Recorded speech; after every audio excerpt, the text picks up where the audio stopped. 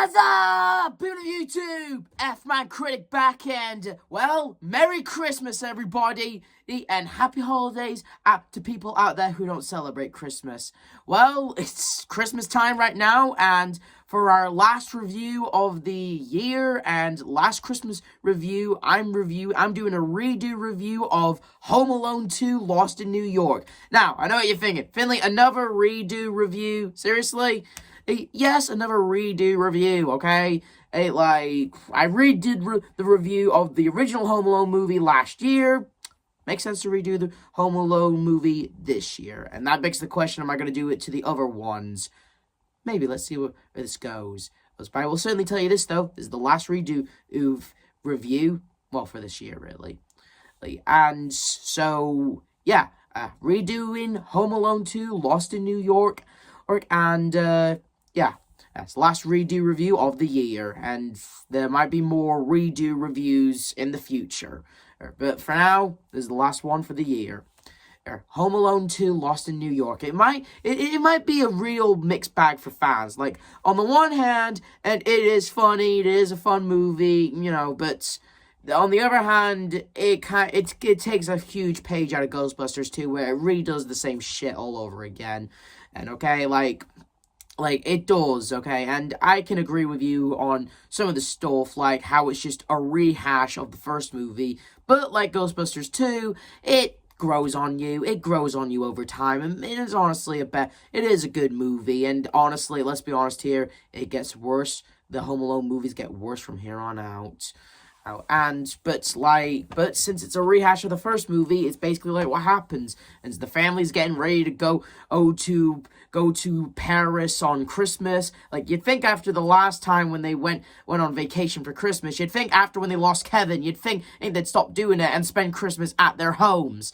But whatever. And also, like, a lot of people say it's the same shot from the first movie, and yes, I do agree with you. I honestly do think it's the same shot from the first movie, just with different lighting. And Kevin is getting ready for a Christmas pageant with his brother Buzz.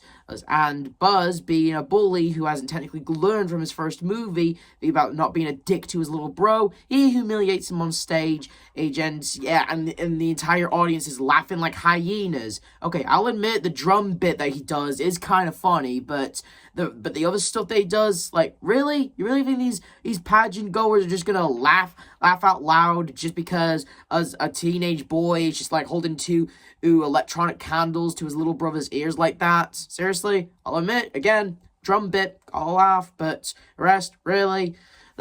Whatever. And Kevin then righteously shoves him to the side, but causes some chaos, and Buzz, for once, actually apologized to Kevin. Good. I'm glad to see that the family's actually, actually acknowledging that Buzz is being the a-hole. And Kevin, do you have something to say? Sorry, what now? Yeah, I'm sorry, what?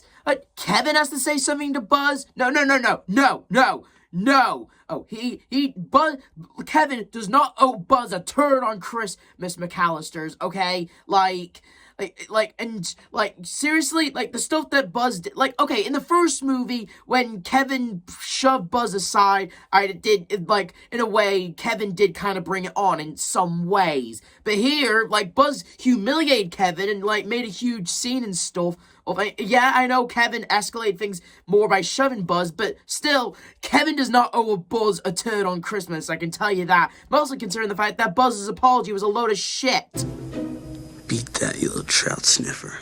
What was that? Yeah, so I say, fuck Buzz, he's not getting an apology from Kevin, then Buzz should just give Kevin an apology, period. Fake or not, still. And, Kevin, he righteously, calls everyone out, and even calls his uncle a cheapskate, thank God, and again, like the last movie, he's punished to go sleep in the attic. Like, what the fuck? Why? Okay, the one thing I will agree with people who don't like this movie, I will certainly agree. If there was one thing that definitely rehashed this movie, it was definitely the family getting mad at Kevin, so he has to fall out with them, and so therefore he has to get separated and learn a lesson again, because he wants to go on his own vacation, alone, and okay, fine, but, personally, I just say cut that scene out, cut that crap out, where Buzz and Kevin have a fight and stuff, just cut that scene out, period. The movie should have just, never had that scene with the pageant, never had that scene with the family. It should have just had, them go straight to the airport or something, or something like that, and during the airport, Kevin at least joins them this time, but since while this takes place before 9/11, yeah, the airport security, he assists him without double checking a few things, and well, yeah, he ends up getting on the wrong plane to New York City, where the family does find out quickly that, well, after they get off their plane, that they forgot Kevin again. Again, this is why you don't do another freaking airplane trip on Christmas. I mean, it was established in the movie that it's sort of a McAllister tradition to go on a plane trip on Christmas, but still, after the first movie, I honestly think they should have just stopped doing it. And, well, his family's in Paris, and Kevin's in New York, and Kevin, he decides to go sightseeing all over for NYC, and it was a fun sight to see, and eventually he makes it to the Plaza Hotel. Well, before he does, he ends up coming face to face with Pigeon Lady, where Kevin has this to say. Sick. Why? She's just a lady covered in pigeons, that's not scary and not sick at all. I know they're trying to make her the old man Marley of the movie, but, still, again, I don't know why Kevin was all freaked out at her or stuff, okay? Look, again, I know a lot of people say this is just a bit of a rehash, and I can certainly agree with you on some points of the movie that it does end up being a bit of a rehash on some areas, and when Kevin gets scared of Pigeon Lady, yeah, it is a bit of a rehash of the old man Marley thing. And, well, Kevin ends up making it to the Plaza Hotel because he ended up having a bag that had his dad's money and credit card, and he ended up getting a room, and we also get a cameo from Donald Trump. And to tell you the truth, I actually heard, I can't confirm nor deny, but I actually heard that Donald Trump agreed to let them film in the Plaza Hotel if he made a cameo. And I also heard that during the movie, they removed the carpet. It's in the hotel, and Donald Trump loved it so much, he decided to never put the carpets back in, I heard. Well, the more you know, I guess. And while Kevin, he ends up enjoying the time of his life in the Plaza Hotel, and enjoying all the luxuries, and even watching the sequel to Angels with Filthy Souls, with angels with even filthier souls. Okay, with all the crappy, rehashed, or even stupid remakes of Home Alone, can someone, for the love of God, please make these movies a real thing? I would love to see the actual movie of Angels with Filthy Souls, and even Angels with Filthier Souls. Hell, I'll even take that crappy Angels with Filthy Souls remake from Home Sweet Home Alone. I'm gonna give you to the count of 10 to get your ugly, yellow, no good Oh, keister. this is garbage. I don't know why they're always trying to remake the classics. Please, someone, for the love of God, just instead of making a crappy redo or crappy remake of the Home Alone movies, can someone please just fund and make Angels with Filthy Souls, please? Whatever. And but it quickly takes Kevin to quickly realize he misses his family, and his family, more specifically his mother, is going to try and track down where he is. And, well, we also get introduced back to the Wet Bandits, or in this case, the Sticky Bandits. It was established earlier that Marv and Harry did escape jail, and they ended up being in NYU, and, to also appear during the same time Kevin did. I found that very unbelievable. If I'm being honest here, they should have, escaped, earlier in the movie, maybe established that they escaped maybe in June or something, and then they ended up in NYC. They're in, a crappy apartment or something, or they're trying to do everything they can to keep a low profile and stuff, but whatever. And anyway,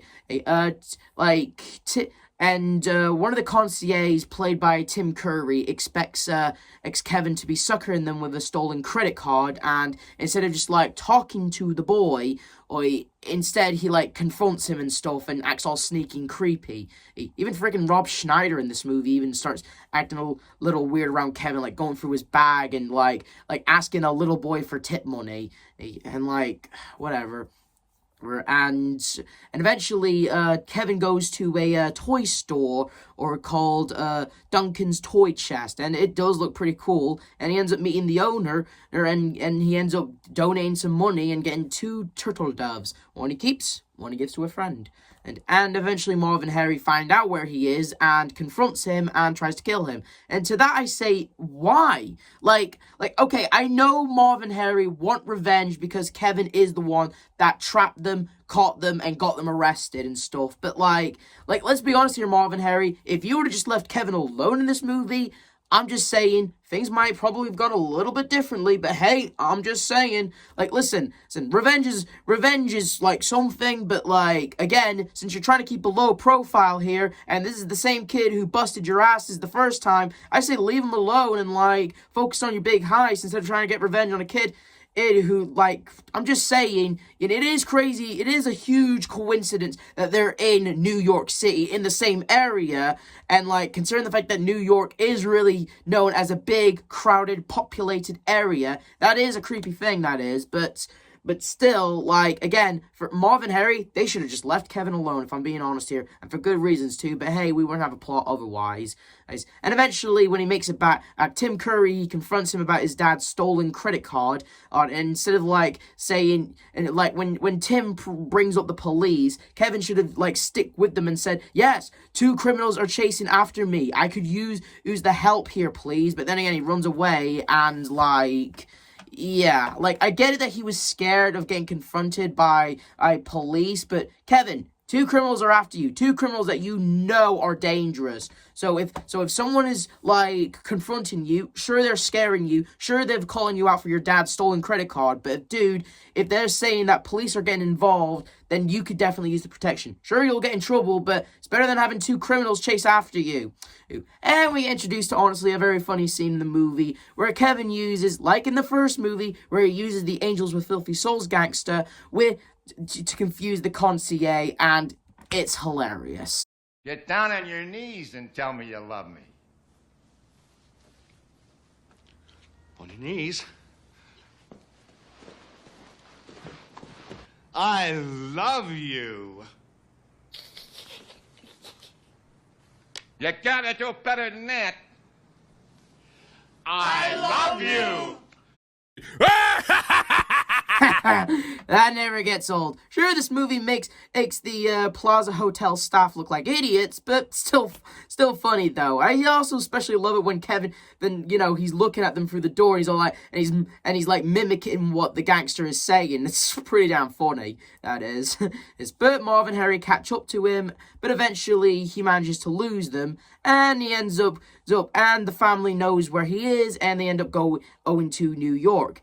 While Kevin, in the dark, arc, and scary part of NYC, he ends up coming across, like, scary people. Ends up coming across a bunch of prostitutes that mock him. I'm sorry, but, like, what kind of prostitutes, like, mocks a 10-year-old boy, like, looking for someone to read you a bedtime story? Like, seriously, who does that? A prostitute or not, I'm pretty sure prostitutes don't mock 10-year-olds for being out on their own and mocking them for a bedtime story. Like, I'm pretty sure that's, I don't know, but whatever. And eventually, Kevin comes across Pigeon Lady, and that's her actual name in the movie. Yeah, there's no actual name. We never get an actual name of this person. Like, throughout the entire movie, she's called Pigeon Lady. And, like, that's just, like, wow. But Kevin befriends her and says, hey, I found you scary at first, but you're actually an alright person. And they actually bond a little bit, and honestly, it's kind of nice. I do like the friendship that Kevin has between Pigeon Lady. It's actually nice. Even if it is a rehash of the Old Man Marley stuff, still, it's alright. Like, we found out that Pigeon Lady, she wasn't always like this. The man that she fell out of love with her, and that's how she ended up becoming homeless. Okay, I'm guessing her husband had the house, money, and so I'm guessing that's how she kind of became homeless, I suppose. I guess they don't really make that clear. All we know is that she had a love life, and the man that fell in love with her fell out of love with her, and that's how she ended where she was. Okay. Hey, and I guess her ex-husband had all the money and had all the lawyers and had the house in general, I guess. Okay. And well, they ended up having some nice moments together, and Pigeon Lady tells him, don't make promises you can't keep. And well, Kevin, since he knows that the sticky bandits will be robbing Duncan's toy chest, well, you can mess with a lot of things, but you can't mess with kids on Christmas. So he goes to his uncle's house. No, not his jerky, cheapskate uncle. And, fun fact, actually, there was supposed to be a deleted scene in this movie where, like, although it's never been seen by anyone, there was a deleted scene where Kevin's parents, at long last, put this dickhead uncle in his place. Like, they finally call him out. They actually, like, tell him to just shut his cheapskate mouth, and put him in his place. Why they cut it from the movie, why it's never been seen before, I don't know. But, like, let me just say this, though. After this deleted scene from the first movie... You know what they're gonna call you in France, don't you, huh? No. Yank! Dick! Move, bro! I would have loved to seen this asshole get his comeuppance from Kevin's parents, okay? After, like, calling him a little jerk and stuff, and pulling his pants down. Like, what kind of uncle pulls their nephew's pants down like that? Like, seriously, like, my uncle's pulled pranks on me, but I don't think he's ever done that to me when I was 8 years old. So, yeah, like, Uncle Frank, you're a jerk, a cheapskate jerk. And I don't know how the hell your wife married you. And eventually, but it goes to a different uncle whose house is being renovated, and he ends up going through the traps, and he ends up confronting Marv and Harry at Duncan's toy chest, and it's actually pretty damn funny. I actually do love this scene after he breaks the window and Marv crashes into a car. Hey guys, smile. Marv, you have a lovely smile, and you're one of a kind. I just love how he just automatically just calls Harry and smiles. Oh, Marv. You're the best bandit in the Wet Bandits or Sticky Bandits. And they end up confronting him at his house, and we get the first Home Alone trap in this movie.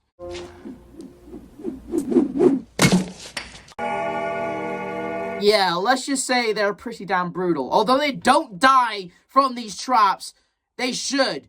They should, okay? Marv and Harry, like, despite the traps being funny and, like Tom and Jerry levels of slapstick, they don't die. Like, seriously, freaking Marv gets electrocuted and, like, the man becomes a skeleton. And, like, still, this, like the part where he is electrocuted, that's the best trap in the entire movie. Like, okay, as fatal and as crazy as these traps are, I'd be lying if they said they don't make me laugh, okay? Because they are insanely funny, okay? Marv, when he turns into the shocking skeleton, I guess you could say it's very shocking how funny it is. Like, seriously.